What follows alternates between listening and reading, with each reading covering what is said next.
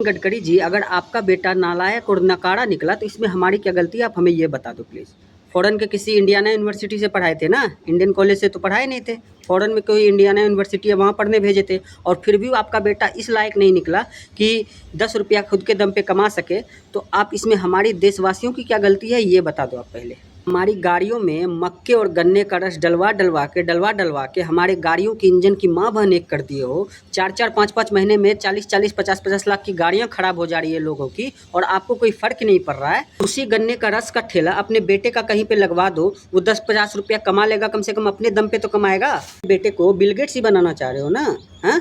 अपने बेटे को 2-3 इथेनॉल का फैक्ट्री खुलवा के और पूरे देश के लोगों को ज़बरदस्ती अपने गाड़ियों में इथेनॉल, मक्के का, गन्ने का रस डालने पे मजबूर कर रहे हो। यही चाह रहे हो ना कि आपका बेटा बिल गेट्स से भी ज़्यादा रईस हो जाए।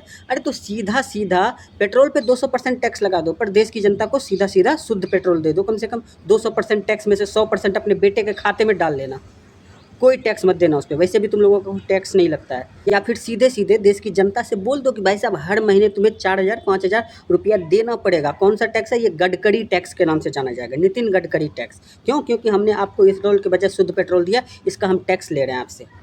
और वो पैसा पूरे अपने बेटे के खाते में डाल लेना, देशवासियों को कोई तकलीफ़ नहीं होगी। कम से कम ये इथेनॉल वाले बकचोदी से तो बच जाएँगे।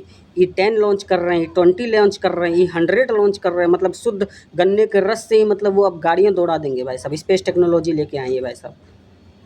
और उसके पीछे बाद में जब 4-5 महीने में गाड़ियों की माँ बहन एक हो जा रही है, इनको कोई फ़र्क नहीं पड़ रहा है, इनका बेटा तो रईस बन ही रहा है ना, तो क्या फ़र्क पड़ेगा। अब तो इस देशवासियों को आदत डाल लेनी चाहिए इस तरह के चुतियापे की।